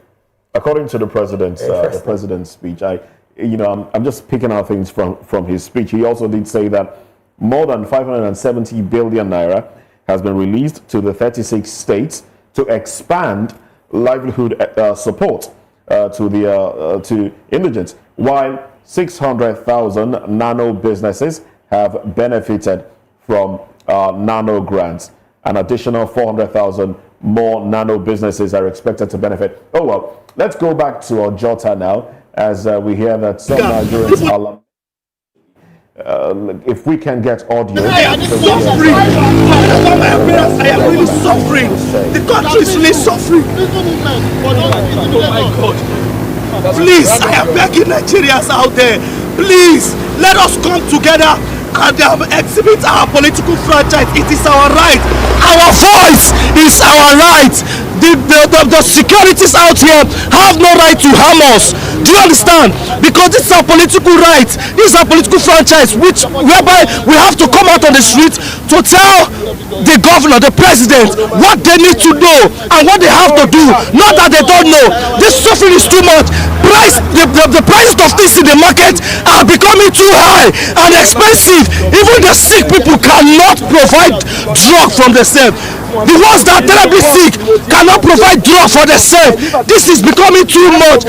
I am using this medium to beg the president, please listen to our cry. Please, a lot of youth are graduating from the university every year. But I'm telling you, when you go out on the street, you will see a lot of poor masses, nothing to show for it. This is the real pain in my heart. I have to leave the house this morning to tell the world. My parents thought I was going to die, but I won't die. Even if I die, there is no problem. I'm doing this for the country and for many other Nigerians that are going to leave the higher institution, roaming around the street without anything. This is so painful. Please, I am begging, Mr. President, you need to do something. You need to create good job opportunities for these people out there that are looking for jobs out there. There are no jobs everywhere. Even the jobs you manage to see are little wages you start getting as a salary. That's too bad. Please. Jobs out there. There are no jobs everywhere. Even the jobs you manage to see are little wages you start getting as a salary. That's too bad. Please do the needful. Provide for us good employment opportunity. Provide that for us. Security. Provide that for us. Please. The price of fuel, the price of fuel is increasing, and this is too much for us. The ones that are sick cannot even buy drugs for themselves. Why? Why, Mr. President? Why? Why? This is becoming too much. This is becoming too much. We can't bear it anymore. Please allow me to say my mind. Allow me. You don't know the pains I am facing. I'm a graduate of Imo State University. I graduated with BA/ED in education faculty. Yet, I have nothing to show for it. They will look at me on the street like a street boy, but I am not. But I am not. I have a great potential. I have something great. I have something great to offer. God, please, I am begging, Mr. President. Bola Ahmed Tinubu, Your Excellency, sir, if there is anything you know you can do, I was listening to your speech that you made yesterday, but with all due respect, sir, I cannot figure out anything good from it. Please, sir, arise from your seat. Nigerians, I want you, come out. Let us speak our mind. We cannot be a coward forever. We cannot be a slave forever. We are suffering, and this suffering is becoming too much. Please, we are begging you, Mr. President, with all due respect, sir, please, sir, help us. Help the poor masses. The poor masses cannot survive anymore because of hardship. The price of things are becoming too high. Please, I am begging you, sir. Please help us. Thank you very much. God bless you. Great Nigerians, my name is Yemi Ayeni. I am 64 years plus. Please, we need to educate some Nigerians. Protest does not mean we want to take government. No. Protest does not mean we want to fight. No. Protest is a right of a citizen of a country to express their mind. We discovered there is a big gap, a big communication gap between the leader and the followership. They said that we have casualty. Assuming President Tinubu spoke about 3 or 4 days ago, maybe the protest may not hold. Somebody is telling us that he have said he have had us. But when this man is campaigning, he campaigned for almost 1 month. I expect the president is still campaigning. The president is still doing a blame game. That he met a rot. Fellow Nigeria, can a vulnerable Nigeria carry 33,000 liters of fuel across the border? It's not possible. No. Where the poor is paying for the rich, the reverse should be the case. The rich supposed to pay for the poor. I was telling my wife this morning when I was going, say I'm going to Ojota because God will ask me, when the country is going down, what have I done? Ladies and gentlemen, people will remember you for 2 things: the problem you created and the solution you offer. Lagos, please, our keeping silence is dangerous. We are not raising power from Tinubu, but we are telling Tinubu, listen to the voice of the people if you know that it's the people that put you there. If you have any problem today, we should hold the president accountable. We should hold the senator accountable. We should hold the House of Rep accountable. We should hold all the people that are ruling. We go out in the sun to fight for these people. How can somebody work for 33 years or 37 years and you are paying a gratuity less than 50,000, and somebody was in the power just for 4 years, he become a billionaire? He become a billionaire. The people that are working with Tinubu today, they are ex-governors. Some of them, they are ministers. Some of them, they have a case to answer. Ladies and gentlemen, people are dying in their thousands. People are dying in their thousands. Even these military apparatus, they are not even happy. Not all their children, not that their family can live in the barracks. If you go to their barrack, if you see the state of the barrack, it's appalling. Nigeria is not working.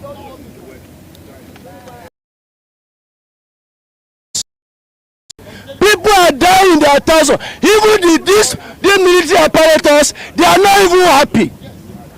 Not all their children, not that their family can live in the barracks. If you go to their barrack, if you see the state of the barrack, it's appalling. Nigeria is not working.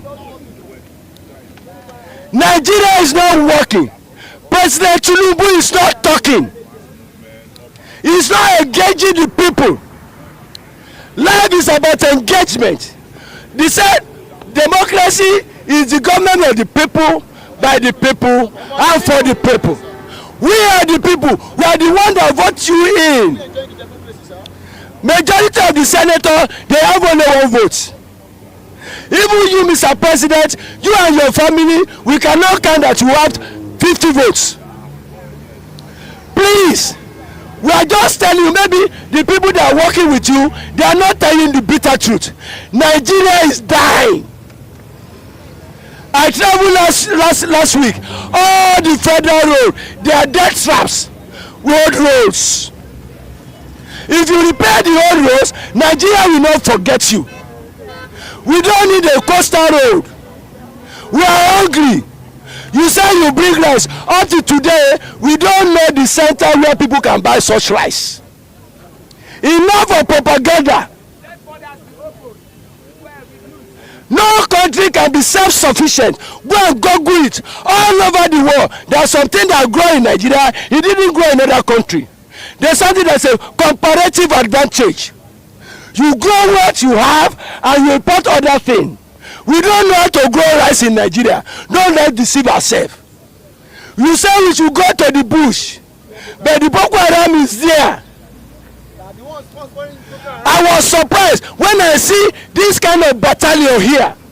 When we have this kind of battalion in Lagos, can we compare another state? And the Boko Haram, they are still having their free days. Something is happening somewhere. Please, I'm here this morning. If they want to kill me, I don't mind. I've already bid my wife bye-bye. But if I go to heaven, I should be able to tell God, say, Baba God, when Nigeria cry, I also participate. I am 64. I came to Lagos 1979. I came to Lagos 1979. I can write a book concerning Lagos. No, that's okay. You don't need to naked yourself. You don't need. Please, protest does not mean we are fighting. Do you see any harm in me? But if you kill somebody that's harmless, you are going to give a record of that. Look at me. I have nothing. I couldn't eat yesterday. I'm sending it. We have a small semo. Because of the family, my wife have to add too much of water. By the time they do, it's just be like ogi. It's just be like palm. I can't eat it. Up to today, I've never eaten. Please and please, we are begging President to do the needful. All what the man said yesterday. Nigerians, some Nigerians out there speaking very passionately. Well, I haven't heard any Nigerians say the president should leave office. All they are saying is provide jobs, provide food, bring down the cost of living. That's what Nigerians are saying. That's what that man has been saying. Oh, well, let's come back to Mr. Fatunke now. I understand that we have to excuse you, but let's have your concluding thoughts on everything that we've been discussing Pure and so simple. far. The hunger that Mr. Yeni, I think that is his name, it's also the angst that Toyinka, myself, all Nigerians inclusive, except selected few. But I'm saying, as we are speaking to the president, please let's also continue to speak to the state governors. And Mr. Chukwuma was saying that, it's a constitutional matter. When Mr. President made an attempt to go politically to try and resolve problems in River State, this same Nigeria said that it has no constitutional power. There has to be clear division. I also think this president has started on a good plot. Hopefully, we will be able to get into the local government administration, so things will now trickle down. The final on this matter is that the protesters should be given absolute freedom without being threatened to protest along what the Supreme Court has prescribed. They should at the same time be conscious of the fact that if you are expecting the police to be able to now then shift the shaft from the wheel, let's be very, very careful. Let's make our voices known. We have everything to survive here in Nigeria, but our selfish government, continue to make it as peaceful as possible with the responsibility of government. Why? To protect you very well. And when we see them not doing that, we blow the whistle. We have to blow the whistle. All right then. Well, we must say very big thank you to you, Mr. Akin Batunke, for coming on the program. We just learned that you lost your father. Well, may his soul rest in peace. And VOP family also, we send our condolences to you as well. That's okay. What my father would have loved would be for the Oyinkers of this world to have a life. He lived for 96 years. To have a life and to have a life and to have a future. I'm in for it. Thank you very much. Oh, thank you very much for coming on the program. I will not forget that in a hurry. Thank you. Thank you. Thank you. Now let's go back to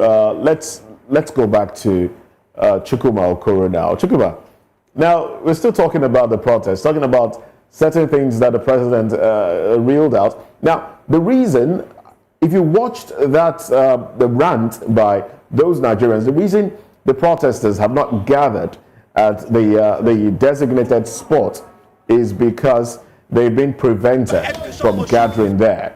So we have protesters. Oh, the young man has taken his shirt off with a pot around his neck. I don't know if that's it. What he says, Mr. President,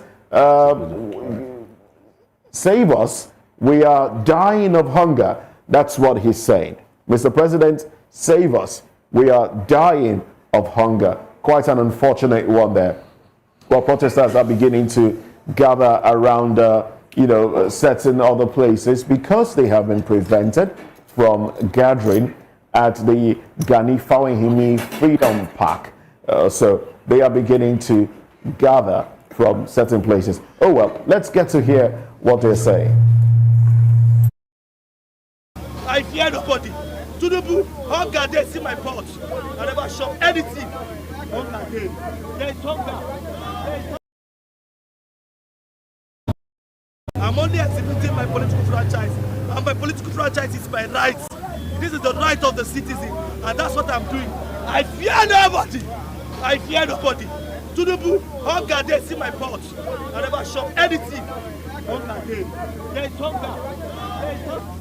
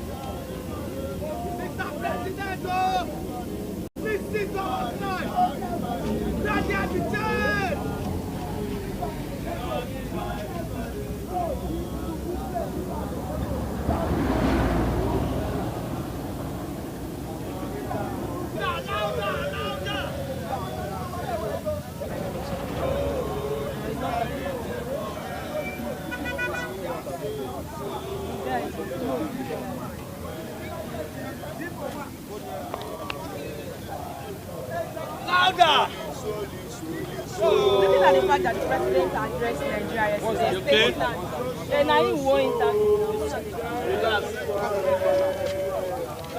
Now the fact that they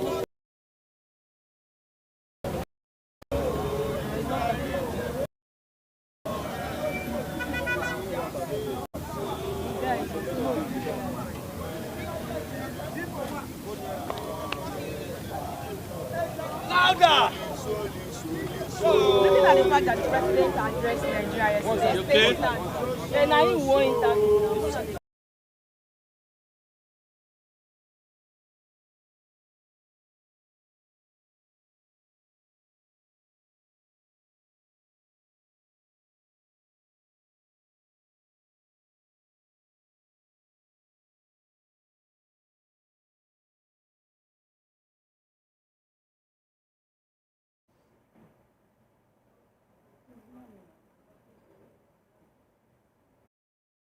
We've been in this mess for a very long time, and why would under just 1 year of it's too high. Things in the market are too high. Even We've been in this mess for a very long time. And why would under just 1 year of it's too high? Things in the market are too high. Even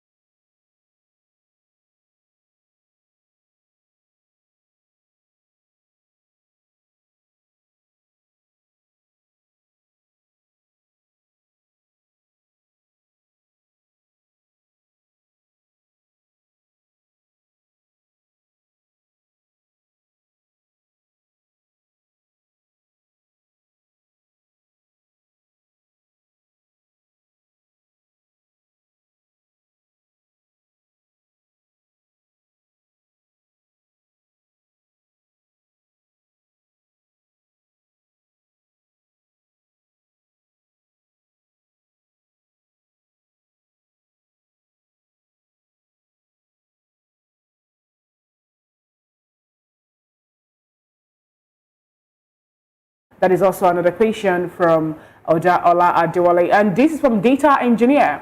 Problem of Nigeria voting against Goodluck and allowing Buhari to rule for 8 years. Nigeria recovery will be in 20 years' time. And deal with a person like Goodluck Jonathan. But unfortunately, no. Ali Achaze, Good morning, Nigerians. Alia Chaz again. Happy protest. Okay, now happy new month, happy new week, happy protest. Outbound email. As far as I'm concerned, Tinubu has not met our demands. He is talking. Okay, I wouldn't want to go further to read that. Baba, well, this says, Nigerians, it is your constitutional right to protest. Nobody can take it from you.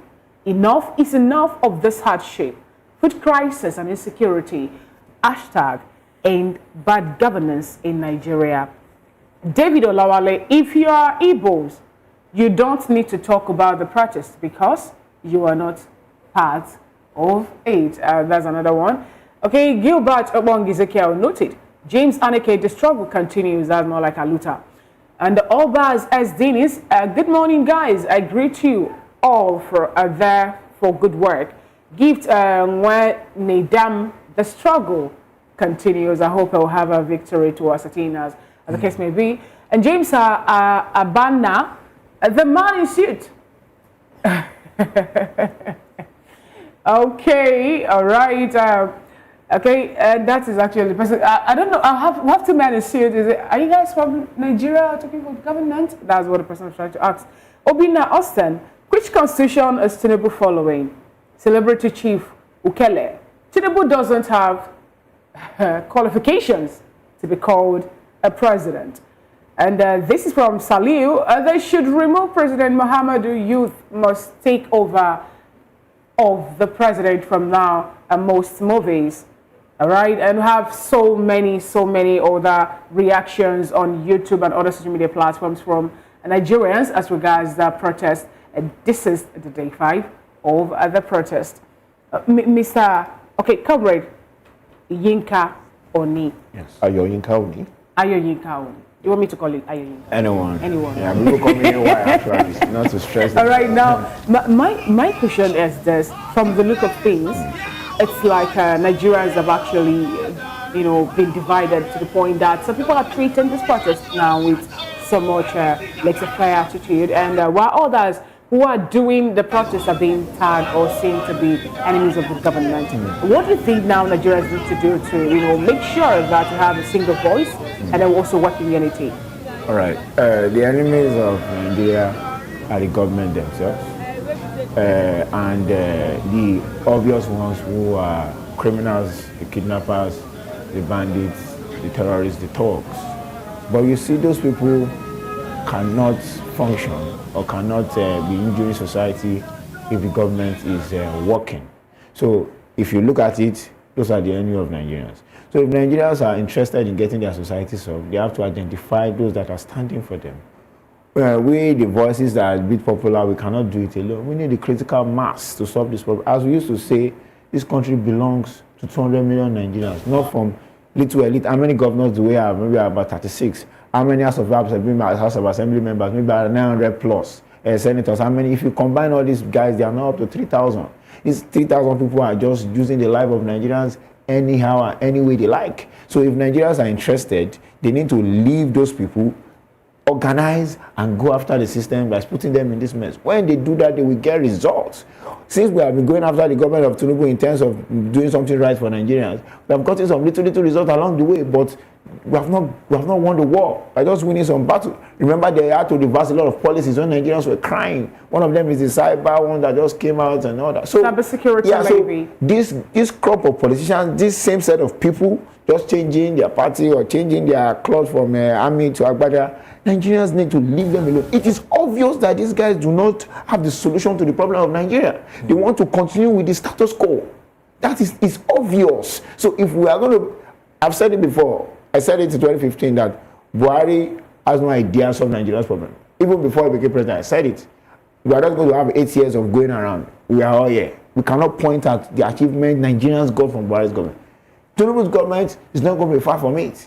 The little you are going to get, you have to put so much pressure like Nigerians are doing on the street to get it. But in the long run, Bola Ahmed Tinubu does not have the solution to Nigeria's problem. But he was voted in 2023 to represent Nigeria by Nigerians. Yeah, we should know that our election is still a joke. It almost always goes to the highest bidder. It's also interesting that you did make mention of the elections. And I want to ask, how much of the electoral reforms is Take It Back movement chiming on to get good governance for Nigeria.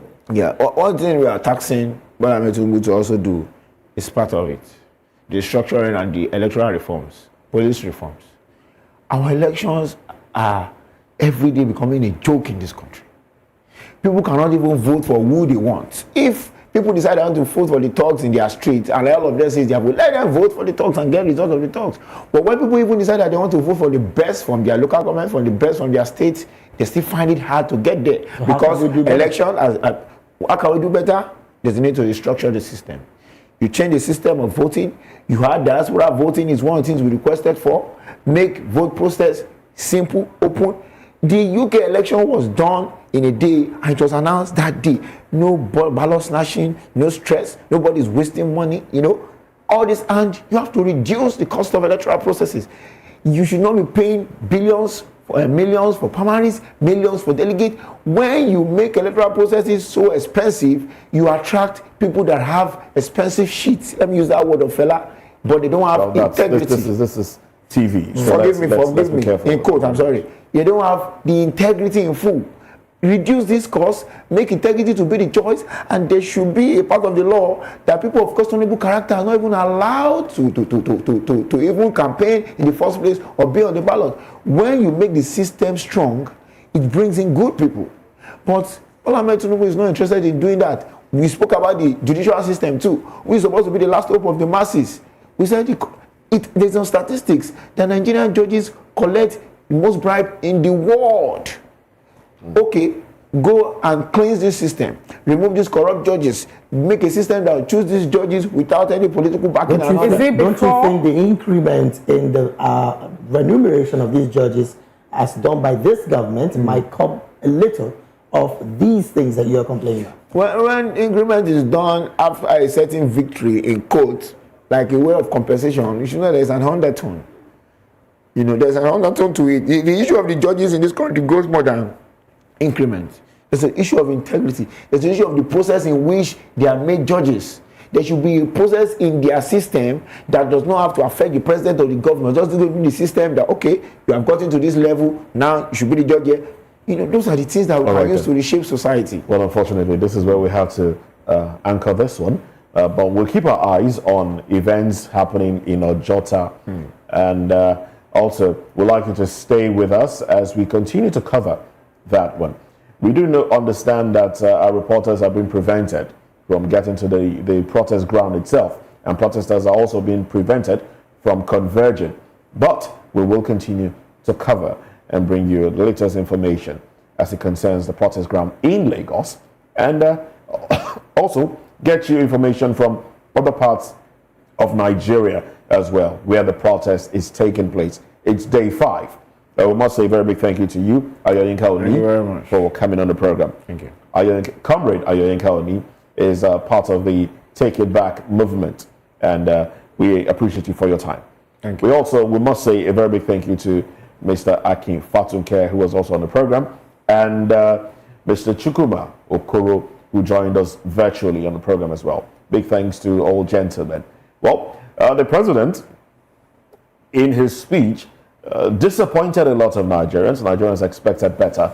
Nigerians expected to be spoken to as against spoken over, because they felt like the president was talking down on Nigerians and joining Nigerians to stop the protest. Some Nigerians have said it's beginning to look tyrannical, but we expect a lot better. Now, nobody has said that the president should leave office, at least not the voices we are hearing. So the president should understand that Nigerians want him to remain in power, but provide the dividends of democracy. That's what Nigerians are asking for. Well, I'm Moses Humphrey. This is where I will drop anchor as well. I'm Fina Okechukwu. On top of the hour, 9 a.m. is the news update on Voice of the People Television. Do well to join us for that news update. Well, David Edwin saying, do have a beautiful day ahead. And most importantly, for anyone going out there to protest, be very, very cautious of your surrounding and make sure that you stay within the confines of course, fellow protesters, so that you don't get unnecessarily attacked by anybody. But I always say this, Nigeria is a great country. Have a beautiful day ahead. God bless Nigeria.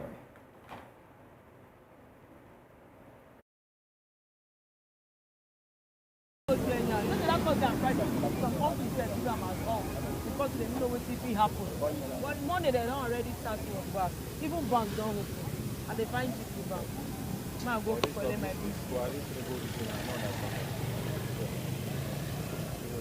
The problem comes. They say they give us, they made them give people number. When they made them give people, now some people say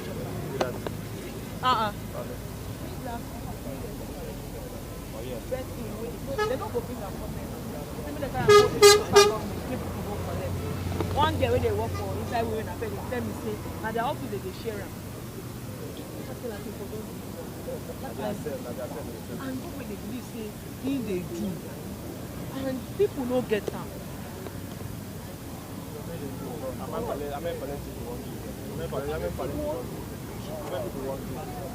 But how many days no, now they don't only put them good money. If they say many people apply for you just do everything say okay. This way they don't take them back. Because if they take them, they don't take them back. They know how much they say, what people are really giving for them. People when they do something, they demand 700 billion per month. So take fuel back to 100 and something. Instead they begin to pay 700 billion per month. How many months? That's how much. That's the amount they have been paying before. That's why they are holding them. Who costs everything from you? I ain't say cost, now you pay inside oil. No people will get oil fast for this side. Everything they happen at the hey, talk true. Make sure enter your heart. Because everything they happen. Why matter don't they grab before Tinubu even grow up? Hungry, when they catch you, now who costs them? Now